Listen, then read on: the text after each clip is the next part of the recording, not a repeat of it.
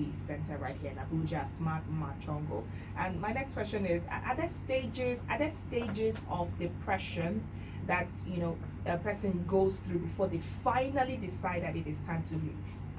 Yes, it takes about 6 months for um, one to actually finally complete. 6 months. Yes, it So takes it's, six it's like months. it's like a cycle. It completes Yeah. at 6 months. Yes. Okay.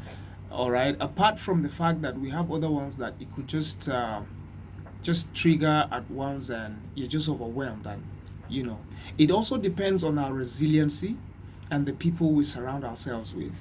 But mostly it takes up to 6 months. We begin to plan, and then you begin to see that the language changes Okay. from "I wish I was not born." Oh, okay. This world would have been better without me. My family would have been better without me. And so they begin to also give out prized possessions. You know, they begin to take unnecessary risks. So when you begin to notice these things, just know that okay, this person perhaps may be suicidal and is already planning. And then he wakes up one day and calls everybody in the family, and and then you listen to the language. It's like saying goodbye, but you don't understand.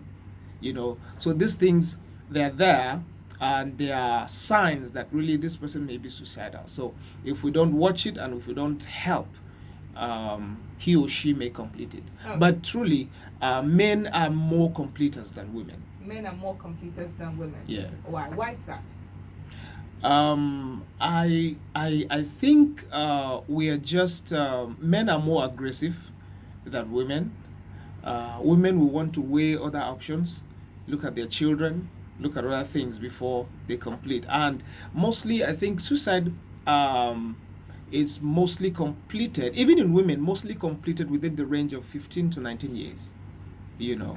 So I think men are actually completers because we are more aggressive, and especially when things are not working at home, the pressure is mostly on men than women. All right. Now, speaking about pressure on the woman now, would you say that our society has not done well with forcing women into marriages, and also shaming women for not having children? Yeah. Could those be reasons why women will want to also commit suicide? Yes. Could be reasons why they want to, slide into depression and suicide. Forceful marriages, Yes. Child marriage, domestic abuse, and all of that, they contribute to that. I would say on a scale of 10, 8 to 9% of the calls we receive from female depressed patients or suicidal persons are victims of either domestic abuse or rape. Okay. So these are serious triggers to women. We have not, the society really has not contributed, has not done a lot when it comes to looking out for women. They are most vulnerable, and we must try as much as we can to initiate perhaps maybe a strict, what do you call it now, a strict prohibition law, kind of, on child marriage, forceful marriage, and stuff like that. It will really, really go a long way. All right, let's go back to mental health. The state of a person's mental health is very important. Yes. And how does mental health information and constant contribution to a person help them to evade the thoughts of suicide? All right. You see, in our climb, we don't have a lot of information when it comes to mental health. Although the conversation is generating a little bit of momentum. Yes. And even in the generation of the discussions and everything, social media has done quite a lot, good and bad. I have a social media page where we talk about these things, and then people will just walk in there.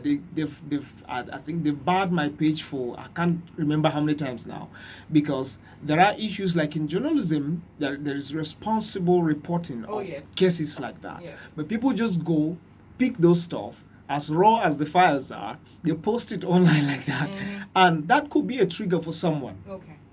You know, Okay. somebody may want to attempt that, but he or she may be contemplating what option.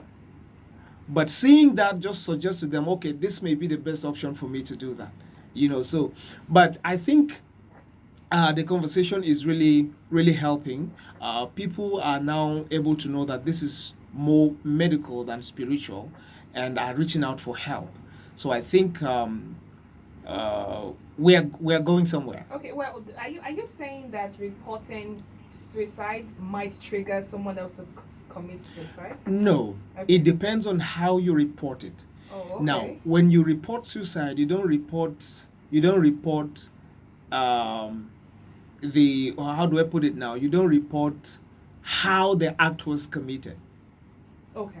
You get I it. think I understand you. You don't report that. You don't mention some of the things that were used in the act. Okay. That's the So responsible reporting you're great. talking about. Oh, okay. Yes, because when you do that, it triggers someone, or it suggests to someone Someone that, okay, else. this is how to actually do it. Because we've received a number of calls from people calling to, okay, this is a suicide helpline, yeah? I said, yes, okay. Please, can you help me to do it? How do I do it? I want to do it, but how do I do it? Are you Can you serious? suggest options to Hold me? on, I'm sorry. This is a suicide helpline to Yes. avoid committing suicide, Yes. and they want you to help them. Great. Like, I want to do it, so how do I do it? I said, no, but this is not what we're here for. Like, no, you guys are suicide helpline, so help me Oh my do God. it. You know, so it's crazy. You know, help me do it. What are the options for me? My Just tell me goodness. which one is quicker, which one is Oh my less God. painful, and all that. You know, Wow. so we encourage responsible reporting, what to report, how to report, you know, so that you don't trigger other people. And sometimes these people go online and they get some of these things because somebody just and they upload. Yes, and You know. those are some of the reasons why Yeah. people keep committing Yes, suicide. like what do you call it now in Lagos? Third Midland Bridge. You know, you discover that a lot of cases in Lagos is somewhere around that place. Yes, and it's constantly reported. Great. And when it's reported, it's talked, you know, It and so suggests it suggests to someone like, okay, I think that's the best place. If this person went there and it was successful, then I think mine will also That's why be you successful. also notice that the government has placed people around that area to Great. ensure people do not jump Yes, into the and we encourage that. We were interviewed a couple of years ago, and we talked about that. We said people should be placed around there to keep watch and make sure people don't do that around there. This is really interesting and eye-opening. In fact, I for one did not see that way. I thought probably reporting it, could deter someone else. I never knew that it could actually enable someone else. Yes. So as journalists, we should, as much as we want to, Yeah. stop people from doing it, our reporting is very important. Yes, Thank you so very much important. for noting that. You can be part of the conversation. You can give us a call on 0817 288-7943. He's here. He can answer any question. Or 0902 199 9943. And like I said, it's 0817 288-7943 or 0902 199 9943. WhatsApp is also there. It's 0909-697-5943. All right, now, how can past trauma such as childhood abuse, intimate partner violence impact a woman's risk of suicide in 2023? Yeah, there are things we go through in life, and when years pass by, we feel it's okay and we're fine. But the truth is, these things are inside, bottled up, and eating us up. So a little trigger could bring back every of those memories, and they slide you back into depression. So it's very important that we don't ignore events, Okay. especially hurtful events. We must find help to settle those things, because if you don't, it's just like a wound or an injury or a dislocation. And if you don't treat that properly, you may feel like you're okay, but at old age it may come back, resurfaces again to tell you that there was something here that you never took care of. So it's very important that we do that. If not, anything